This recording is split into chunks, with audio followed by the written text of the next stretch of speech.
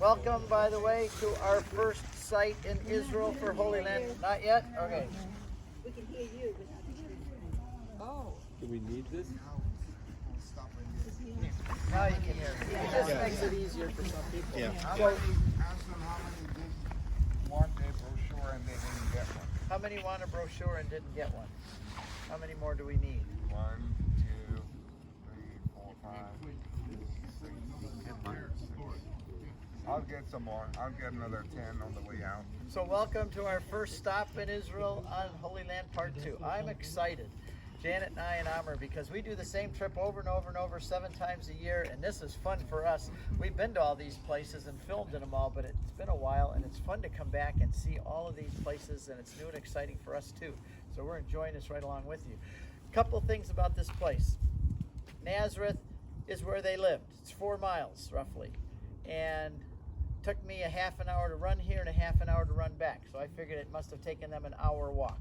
Since this was a huge construction site going on during the time when Jesus was in his teens and 20s, my guess, and most people do assume this, that they came and they worked here. They walked over here every day from the sun up till sundown, and then as sun starts going down, they head back home. Every day walking an hour one way and an hour back. What did they do? Well, tekton says in the Bible that they were carpenters, and tekton simply means one who works with hard materials. It's not what we think of as a carpenter. It's one who works with hard materials. In other words, somebody who's got calluses on their hands. The back of their neck is red from being in the sun all the time. They're rednecks. That's how it gets red, from bending over working in the sun. They were just day laborers. They hired out for the day probably. My guess is that they either cut the stones in Nazareth and helped bring them over here, or they were here and they shaped them. See, these stones are all cubes, but God doesn't make stones that shape. They cut them out. They didn't have the hydraulic equipment that we have today. They would cut these chunks of rock out, and somebody had to shape them. And I could just see Jesus and Joseph arriving for work, coming over the hill. They go to the boss. He gives them a hammer and a chisel and points to a pile of rocks somewhere here. They spent the day chink, chink, chink, chink, chink, chipping away to make those rocks so that they would fit in a wall like that. And maybe they carried those rocks around and built those walls. For all we know, some of these places you're going to see were stones carved, chipped by Joseph and Jesus. This is how we're back in history here, and you're touching and seeing things that are just very real. And this could be very well the things we're seeing is made by Joseph and Jesus while they were here. So they came and they worked all day in the sun. And then, like he said, in the summer it can be 120 degrees here in the summertime. Cooler in the winter, raining. So these guys worked in all conditions. They did not have OSHA requirements. They didn't have protective goggles and leather gloves and all the things that OSHA would require of them. They just came to work. They were tough guys. They had their hands all calloused. They were all sunburned. These were rough men. Jesus and Joseph were probably like iron, walking all the time. Joseph could probably pick up any one of you guys and throw you over a wall if he wanted to. I mean, we think of gentle Mary, this, and Joseph walking around with a little lily in his hand, like this. Isn't he so nice? But I'll tell you what, Joseph could pick you up and throw you right over the wall. These are tough guys. They were strong, manly men. And I object many times to the pictures of Joseph that show. I don't think that our young people should be given pictures and images of all the saints that they're a bunch of fairies and they're sissies. They're not. These are tough people. They smelled bad. I mean, if you were walking behind Joseph and Jesus, you'd have been holding your nose most of the time. They didn't have showers like you do and deodorant and everything. They're working out here in the sun all day. They got flies buzzing around their heads. So this is what, I like to come here and think of these guys, really manly men, working hard. And I have a favorite painting of Joseph. It's by Tissot. He was a French artist who converted to the Catholic Church, and he did 360 some paintings of the Old Testament, 360 some of the Gospels. If you go look under, just do Tissott, Tissot art, and it's also a jeweler, so you'll come up on Google a lot with the jewelry, but do Tissot artist or something and you'll get it. But he makes Joseph manly man, brown and dark, ready to pick up rocks and carry them around. So that's what they did all day. And then when they got done working, they would get a silver denarius, because that was the payment for a day's wages. They'd get a silver denarius, and then they'd head home. As the sun starts going down in the west, they'd be heading back home. Mary would meet them when they get back home.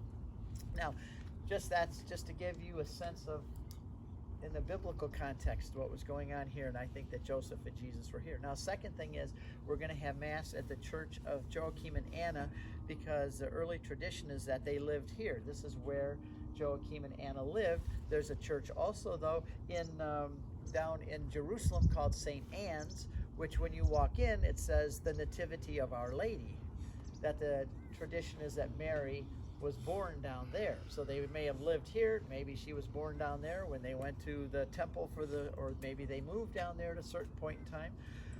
But Joachim and Anna, there's a story. By the way, do you know where we get the names Joachim and Anna? Very good. I've never had any group know that before. Oh, I told you that. That's because it's Holy Land Part 2. All right. So it's not in the Gospels, not in the Bible, but it's a document called the Proto-Evangelium of James, the first good news of James, presumed to be written by one of the brothers of our Lord, maybe, which means one of his cousins. Or, by the way, there's the oldest tradition, and in this book, the Proto-Evangelium, it says that Joseph was an older man. He was actually a widower. That is the oldest tradition. The document that we get the names Joachim and Anna tell us that. And the whole Eastern Church, Russia, Greek Orthodox, all of those, they believe that Joseph was an older man who was a widower, who had other sons and daughters by a previous marriage, and personally that's the view I hold. And it makes perfect sense then when you hear about the brothers of our Lord. Who would they be? They would be the older brothers, stepbrothers, who are the sons of Joseph by a previous marriage. And in fact, in that document, the Proto-Evangelium of James, it says that when Mary was 9 months pregnant and they were on their way to Bethlehem, one of Joseph's sons led the donkey. And so you can, in that document, Joseph then would be an older man, and he would have other sons and daughters from a previous marriage, and it says that God had everybody put, all the men who were eligible to put a stick in the ground, and in the morning Joseph's had grown a lily. That's why, guess why he carries a lily around. And that he was chosen by God, older, wiser man, to be the husband of Mary. Yes? How much older might he be than Mary? Well, people didn't live all that long, but if he already had sons and daughters, that would assume that he was significantly older, because Mary was only about 15 years old at the time. So now you imagine in that document, the Proto-Evangelium of James, since we're going to have Mass at Joachim and Anna's church, where their house was, it says that they could not have children, and they were ostracized. They were even told to stay away from the temple because God had not blessed them with children. They must have sin in their life. There must be something wrong with them. So you should stay out of the temple. And they were so distressed by this that Joachim went out into the deserts and he started to pray. And he said, "I'm not going back home until you answer my prayers." Anna was in the garden also praying, and she saw the birds making nests and laying eggs in the trees above her while she was praying. And she says, "Lord, why do the birds get to have babies and I can't? I'm your daughter. I'm the one who has served you and followed all of the law. And yet why am I barren when even the birds can have babies?" And the angel came and said to both of them, "You'll have a daughter a year from now." And they was like Hannah in the Old Testament with Samuel. They promised that they would dedicate him to the temple. This lady's also name is Hannah, same as Hannah in the book of 1 Samuel. So she promises that she will dedicate Mary to the temple, but she doesn't want to give her away too soon. So she said, "After I wean her from the breast." Now, babies back then breastfed for 3 years because you didn't have, the bottles and the formula that you can get at CVS. If you didn't have enough milk for your baby, you'd have to find another woman who did. Otherwise, your baby would starve to death. There's no way to go get milk at the drugstore. That was called a wet nurse. By the way, anybody who drank from that woman's breast became a brother of anyone else who drank from her breast. They were called milk brothers. So when the Bible talks about brothers, you don't know whether it means a real brother, a cousin brother, or a milk brother. It was much broader definition than we pin it down today in English. So Mary was born. She was 3 years with her mother Anna. She was weaned at 3 years. It said that the holy women carried her. They never let her feet touch the ground in Jerusalem. Why is that? Well, if you lived in Jerusalem back in those days, when you realized that the city was full of donkeys and camels going through the streets with all their wares, and there was no plumbing in Jerusalem, and 100,000 people or so, 200,000 lived in that city. Can you imagine what it was like on the ground and what it smelled like in that city when it was 100 degrees and it's a walled city with no breeze? That's why the priests lived up in Ein Kerem outside 5 miles away, because they went in and did their priestly duties and got out of there as quick as they could. They could afford it. Just like today, the priests are the rich guys, you know. Back in those days, the priests were very wealthy. So they said that they carried little Mary around. The holy women, they carried her around, and it said everyone loved her. But then when they took her to the temple the first time, they said they set her on the third step, and Mary danced, and everyone loved her. And then she went into the temple, and she did the work that there's a lot of things going on in the temple, weaving, sewing clothes for the priest, doing all these things, lots of tasks to do.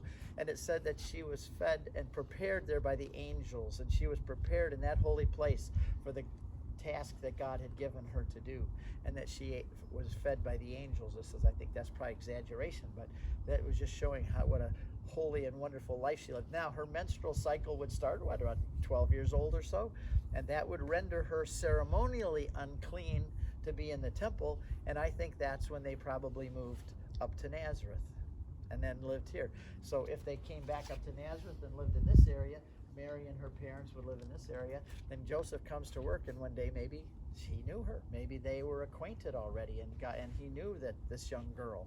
Maybe they were family friends. Who knows? I like to speculate on those things and meditate on them, because a lot of fruit can come from such things. Well, then after she came up here, it wasn't much longer. She's about 15 years old now, and the angel comes and meets her.